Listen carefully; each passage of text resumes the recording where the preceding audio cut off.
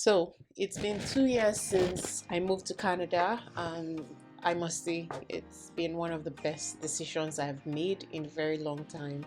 Now, if you of the pandemic and me of today, if we meet and we're having a conversation about moving to Canada, we would probably have a very heated argument about like whether it was a wise move to leave all that you know and leave all that was going well for you to move to a new country where you knew nobody. But I must say that it's been one of the best decisions that I've made in a while, and I'm glad that I took the decision to move to Canada.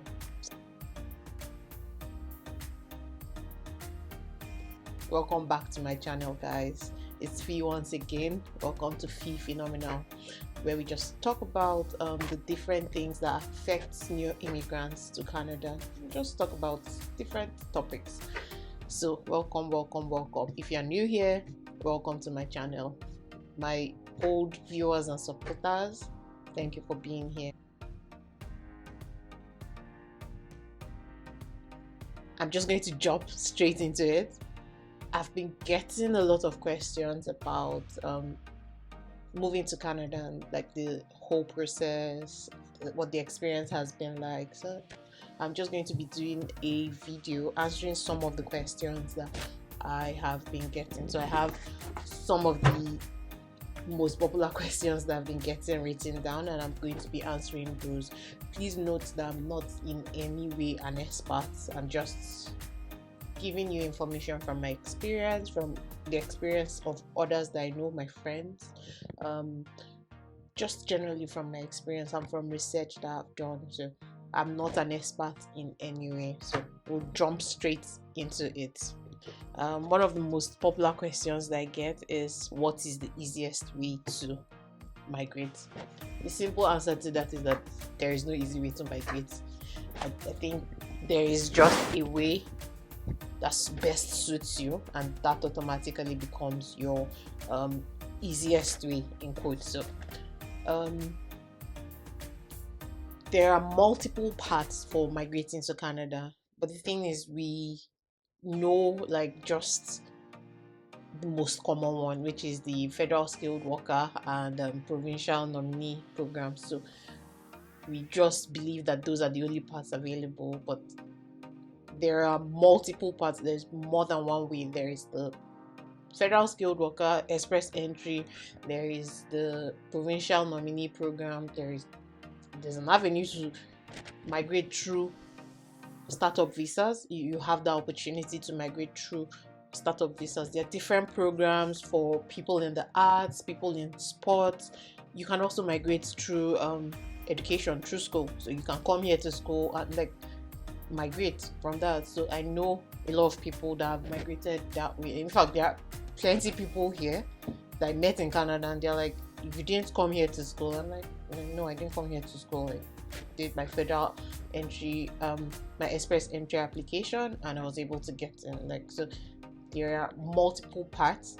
You just need to be able to put in the research. You just need to be willing to put in the research to know which path is best suited for you. So you know what your situation is, you know what the different factors that make up you and your family are, and so you know what would be best suited for you. So once you realize what would be best suited for you, it automatically, in quotes, becomes your easiest path. So there are no easy paths, just a path that is best suited for you. So I'll be leaving a link down below in the description box for the IRCC website, which would contain information on the different paths available. I've even actually done a video in the past about it. I'll also leave the link to that video down below. So that would be the easiest path for you. Do your research and find the path that's best suited for you, and that automatically becomes your easiest path. The next question I keep getting is, do I need to use an agent to migrate to Canada?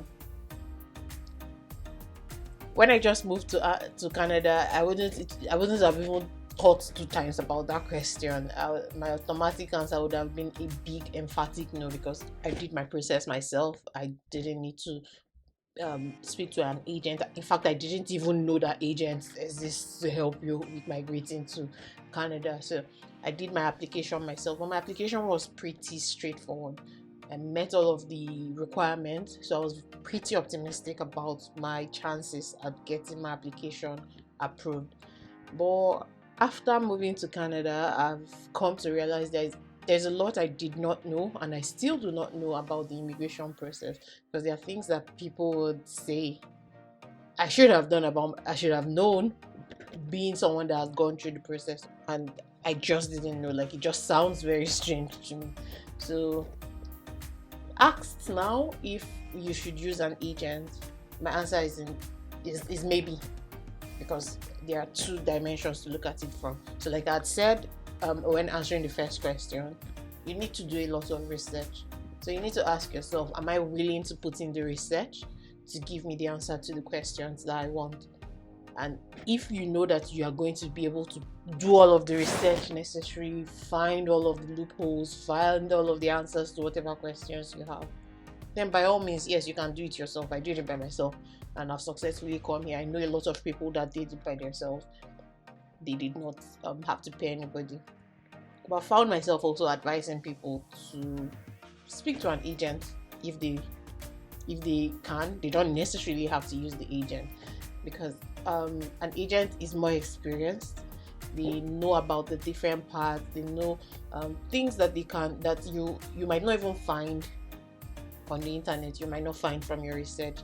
Because of their years of experience, they might be able to give you information that you ordinarily wouldn't have found by yourself, and you wouldn't have found so quickly.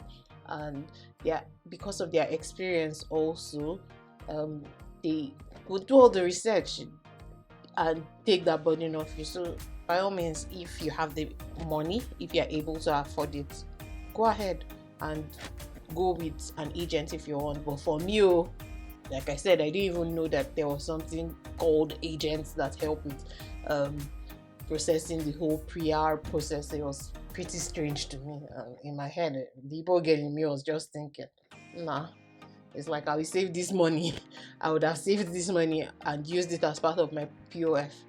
But things were a little easier when I migrated. So when I did my whole process for migrating, so it was pretty straightforward. I didn't think I needed an agent, and I successfully did it without an agent. So yes, you can do it with an agent. Yes, you can do it without an agent. So my answer to that would be maybe. It just depends on you. You need to ask yourself questions to know if you are willing to put in the work required to be able to have a successful application. And so the next question that I have, the next popular question that I get is, okay, I'm ready to start my application process. So which should I do first? My language test. Okay, so the next question which I get is pretty one of the most popular ones that I get also. Okay, so I'm ready to start my process. So which comes first? My language test or my educational qualifications accreditation? The simple answer to that is you can do the both of them concurrently. One doesn't have to come first. You can do both of them at the same time. So IRCC would accept ECA with a 5-year validity, while for your language test they would accept 2-year validity. So you really can do the both of them at the same time. You can do them concurrently. For me, I went ahead and did both of them together. That was what worked for me.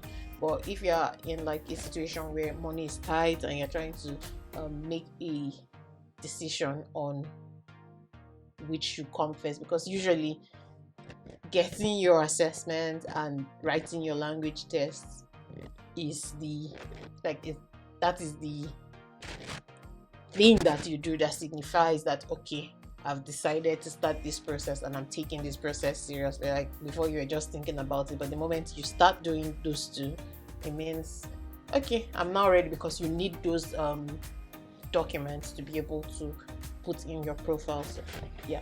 So if money is a little bit tight, you could go with the option of doing the ECA first, because that is valid for 5 years, so it has a longer shelf life, it has a longer validity period, but it also may take a longer time. So when I applied for mine, it took me almost 2 months to get back the result of my application for my assessment of my educational qualification. For my sister, in about less than a month, that was the process for her. And for your language test, it usually comes out in under 2 weeks. Well, just under 2 weeks, 13 days after you write, the result would already be out. So, and it has a 2 year validity. So, if that is the situation with you and you're trying to prioritize and see which should come first, I would think you should do the educational assessment first and then go with your language test. Another popular one that I keep getting is, what is the best organization to use for your educational qualification assessment as a lawyer?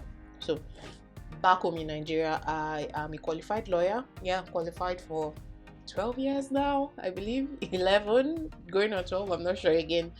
And so I get a lot of questions about that, people asking which of them is the best to use. So again, for me, I used West World Education Service. I used that because I already had a master's, so I knew they were going to assess me as having a master's, so I didn't really want to stress with my law school, my undergraduate and all of that. So I just used West because it was straightforward and I didn't want the stress of ICAS. But if you do not have a master's degree and you have your LLM and your BL, I would say the best to use would be ICAS. So this is from the experience of other people, because ICAS usually would assess you as having a master's, so that gives you more points instead of, so if you had used IELTS for just your undergraduate and your BL, you'd be assessed as having just an undergraduate level of education. But with ICAS would give you the master's level of education, and so that gives you more points. But the problem with ICAS is that it has very limited slots which it has available each day for people to apply. So it's sometimes pretty difficult to get in, to put in your application. So it's stressful, and it's sometimes pretty difficult. But if you do not have a master's degree, that would be your best bet because it gives you more points. So it's pretty much a game of fastest finger first. And the final question that I get, do you regret moving to Canada? This question. This question. The days you would ask me this question and I'll be like, yes, like my answer will be an emphatic yes, but like those will be like days when I'm having a particularly bad day, like, because it's pretty difficult moving to a new country where you have no family, where you have no friends, you knew no one, especially in the middle of a pandemic. It can be a very big change, and yeah, some days you'll catch me and I'll say yes, I regret moving to Canada, but most of the times my answer would be no, and honestly it would be no. So I moved in the middle of a pandemic and I knew no one here, so like I know I say it a lot, but yeah, that's the truth, that's my story. I knew no one here, so it was pretty difficult for me to settle in. But 2 years down the line, like I can't even believe 2 years have gone by. I'm gently threading and going towards year 3. 2 years down the line, I think it was a smart move.